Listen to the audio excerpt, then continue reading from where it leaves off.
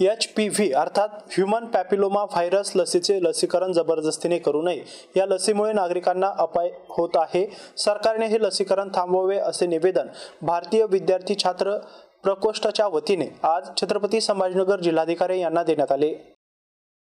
या HPV लसीमुळे अनेक गंभीर आजार होत आहेत। लसीकरण तातडीने थांबवण्यात यावे तसेच ऐच्छिक लसीकरण असताना जबरदस्ती करू नये याकरिता आज छत्रपती संभाजीनगर जिल्हाधिकारी यांना निवेदन देऊन भारतीय विद्यार्थी छात्र प्रकोष्ठच्या वतीने माध्यमांना माहिती देण्यात आली आहे। पाहूयात। सर्वप्रथम मी माझं नाव सांगतो। माझं नाव प्रसेनजित कसाब, भारतीय विद्यार्थी मोर्चाचा जिल्हा उपाध्यक्ष आहे।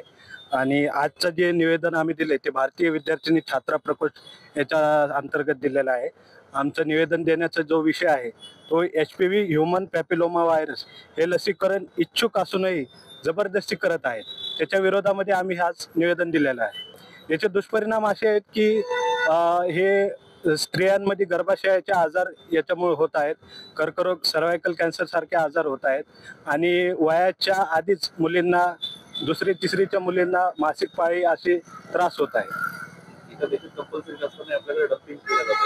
हो, आपल्या देशात कंपल्सरी आणि फक्त महाराष्ट्रातच नाही, कर्नाटक, बाकीच्या राज्यामध्ये सुद्धा, बिहारमध्ये लसीकरण सुरू केलेलं आहे। या ठिकाणी भारतीय विद्यार्थी छात्र प्रकोष्ठच्या माध्यमातून आम्ही महाराष्ट्रातील 36 जिल्ह्यांमध्ये एकाच वेळी निवेदन दिलं। निवेदन देण्यामागचं एक महत्त्वाचं कारण असं आहे की जे HPV वॅक्सिन आहे बऱ्याच शाळा कॉलेजेसमध्ये ते कंपल्सरी केलेली आहे आणि पालकांची, मुलींची इच्छा नसताना सुद्धा ती शासन प्रशासनाच्या माध्यमातून, शाळा कॉलेजेसच्या माध्यमातून कंपल्सरी देण्यात येत आहे।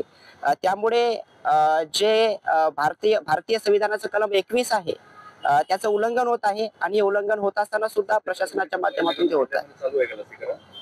नाही, सध्या तरी नाही आहे। महाराष्ट्रामध्ये कोल्हापूर, पुणे या 2-3 जिल्ह्यामध्ये सद्यस्थितीमध्ये ते देण्यात आलेलं आहे 2024 पासून। आणि जर का आपण याचा विरोध केला नाही तर संपूर्ण देशभरामध्ये सुद्धा मोठ्या प्रमाणामध्ये वॅक्सिन देण्यात येऊ शकते। यामुळे आम्ही या ठिकाणी जोरामध्ये याचा विरोध करत आहोत।